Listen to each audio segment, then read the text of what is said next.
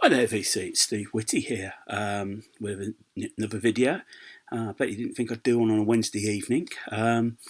Sort of trying to catch up a little bit on myself, so I thought I got a bit of a strand for a video coming. It's another recent listens video. Now, I haven't done one of these since last week. But this is, I'm going to be focusing on recent listens solo artists. For want of a better title, I could call it singer-songwriter. But I thought I'll just go with solo artists. There'll be two of these type of videos. This video is going to focus on really artists from America around the world. I think they're mainly American, actually, and Canadian. So I will focus on those artists first. I've got my little book. I've got my cup of tea. I'll have a quick slurp. Let's just come in from work.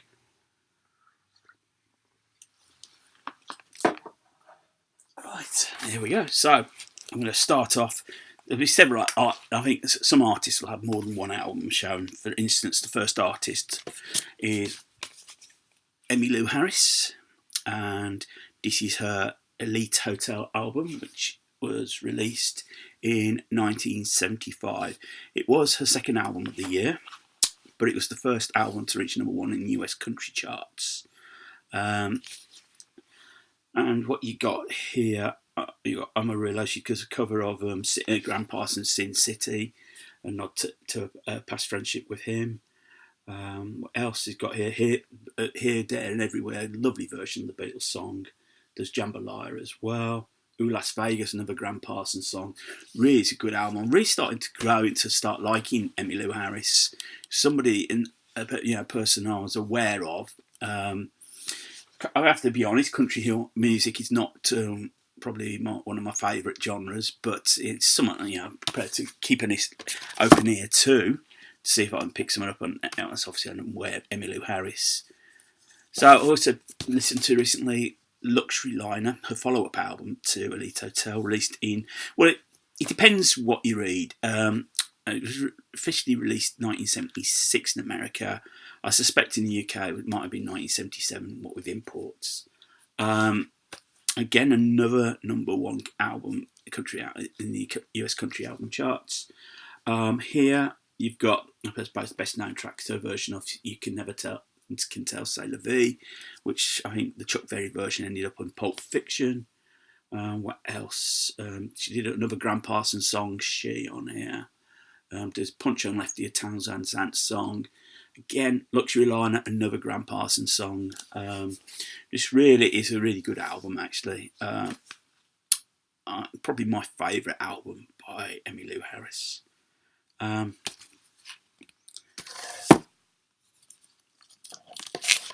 This is Last Date, moving on to the 80s. Last Date, released in 1982. And live album. And it's a live album. It was intentionally recorded in small honky tonks and small venues. It really was actually an album to showcase the hot band. Various people have been through, alumni have been through the band. James Burton and Albert Lee come to mind. And yeah, it's what on here you've got. She does again a lot of covers. Graham Parsons, Grievous Angel, Restless, Long May You Run, Neil Young's song. And it's not a bad live album. It just try and replicate that small hall feel. It's, there you go, the insert there. You've got the sort of the band there. I enjoyed it. It's quite simple music. It's not very taxing on the ears, and I don't mean that in a bad way. I think it's just really enjoyable. I actually enjoyed this album. And then the final Emmylou Harris album I've got in this batch is the follow-up to Last Date, White Shoe. Now this is quite an unusual album. It's very eclectic in its mix of music.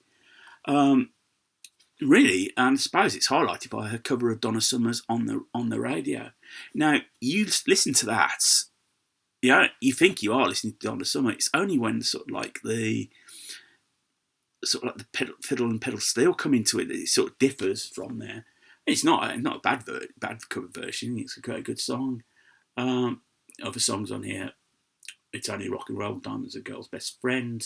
And she does finish it off with a beautiful rendition of Sandy Denny's Like an Old-Fashioned Waltz. Next artist, Leonard Cohen. Now, this is I've got a couple of his albums from his 80s period. Various Positions, released in 1985. He started to update his sound a lot more and started to include the use of synthesizers.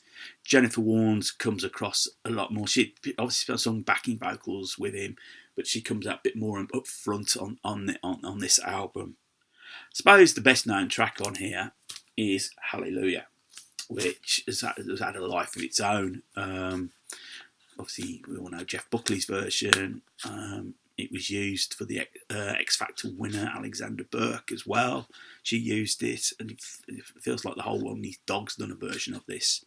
As an album goes, I find it quite a rewarding listen. I got it for a couple of quid. You can see the cover's a bit beaten up. And I think, it was a brave move, I suppose, of him. I suppose to try and modernise, because you could lose your core audience, but he managed to maintain it. So by the time he got to his next album, which was released in 1988, I'm Your Man, which carried that sound on, his audience grew. This was, at the time, his biggest selling album in the US, and it reached number one in various European countries. And I suppose, really, the song that everyone knows is, if we can find it, First We Take Manhattan, the opening track on side one. It's just an absolutely corking song. It's just epic. And I just think it's just an absolutely great album. Other tracks on here, Jazz Police, I Can't Forget, Tower Song, the title track. It's just a really good Leonard Cohen album. It's up there with one of his best. Talking of masterpieces, Joni Mitchell's Blue. I managed to find a copy. I think it's an original reprise label. I think, yeah. I have this out on CD, but when I saw the vinyl version, I thought I just had to have this. This is just, as I said, masterpiece. Beautiful, inspiring, poetic. Take this out again now. I'm so lost for words. Well, what can you say? My Old Man. The title track, Kerry. This Flight Tonight. River. A Case of You. It's just wonderful. The vocals on here are just wonderful, beautiful as well. Just a beautiful sounding album. I suppose most of you who watch this will have some Joni Mitchell, and you'll probably have this, and you probably will agree with what a great album this is. And then sort of like a little thread's going to come through here, because the next album I'm going to show you, managed to get hold of a copy of David Crosby. If only I could remember my name. This came out in 1971, a bit like Blue. This really just features the awe of LA rock scene at the time, sort of like the creme. Again, this is a beautiful album as well. Probably takes a bit more than listen to really get into it. I think Crosby might have been coming to terms with the death of a girlfriend at the time. And whether that is sort of affected. This is a reissue copy. I've got here on Atlantic. which is showing off the original catalogue number. Beautiful album again.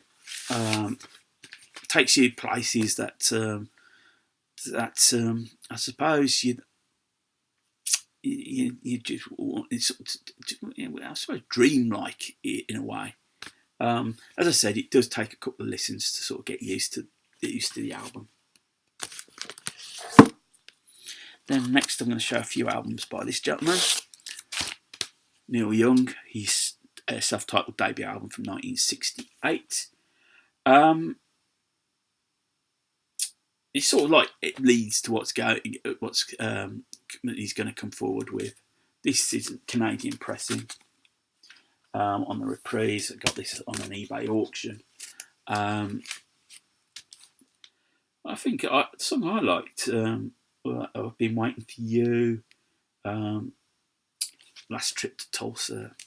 Sort of promise of what was there. Obviously, just Buffalo Springfield had just split, and wanted to establish himself as an artist in his own right. And then the following year, 1969, probably his first masterpiece out of an album, with the first album he recorded with Crazy Horse. Everybody knows This Is Nowhere. This is just a really, from the sort of like the opening chords to Cinnamon Girl. Everybody knows This Is Nowhere. Epic Down by the River, one of my favourite Neil Young songs. Cowgirl in the Sand as well. It's only 7 tracks, but again, a masterpiece. Nothing at all. I can find nothing wrong with this album at all. And sometimes Neil Young does take you in directions where you might not appreciate it, but that's probably why he's such a great artist, and you do appreciate it. You do find yourself actually liking the stuff that he takes you away from. Another Neil Young album. This is Time Fades Away. I got this in the shop for $5. This is a live album. This was recorded with the Stray Gators, and features on guest David Crosby and Graham Nash as well. Recorded at the time of the Harvest tour, but Neil Young was not particularly happy, in a happy place at that time. He was very dissatisfied with the tour. In fact, this album, it only surfaced again on CD in 2017. He totally removed it from the back catalogue. And it's very hard. It's very hard knowing that it's a good album. I enjoyed it, but I'm not. I think maybe you sense that disenchantment while listening to it. Final Neil Young album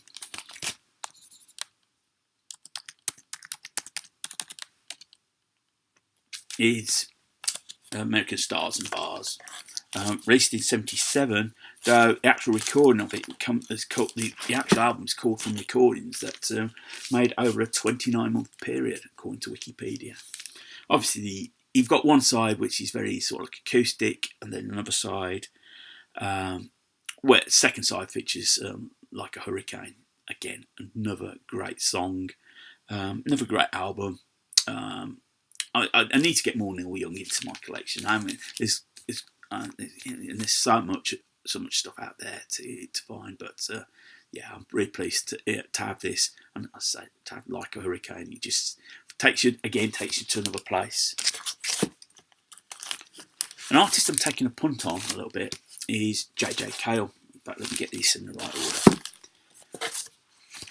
Troubadour, released in 1976, was his fourth solo album, and he started to put some new sounds into his repertoire.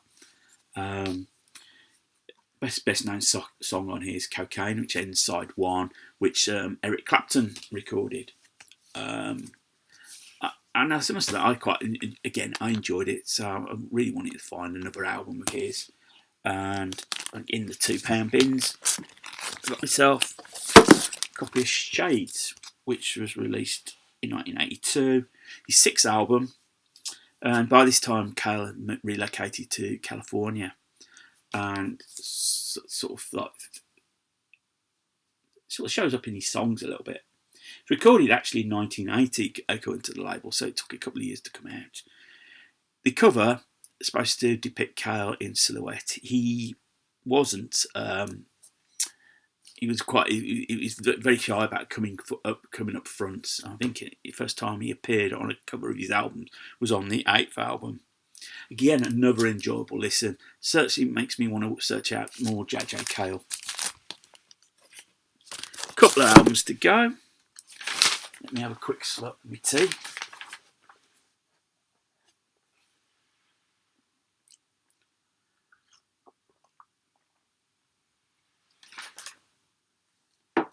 That's better. Was playing this over the weekend. Janis Joplin's Pearl. Posthumously released in 1971. Features her with the Full Tilt Boogie Band.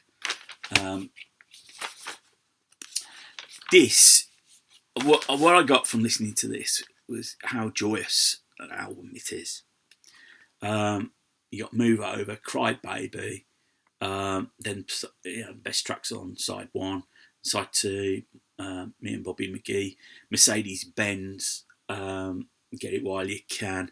So, and you get the feeling that Janis Joplin was in a happy place at the time of the recording of this album, which makes the passing. I think she died. Last song she did was Mercedes Benz. I think she died, but died that day or the day after. More sad, sadder. It just makes you feel sad. You know what could have been, what could have been. But I suppose you're going to leave a legacy. You might as well leave a great legacy like this album. Final album.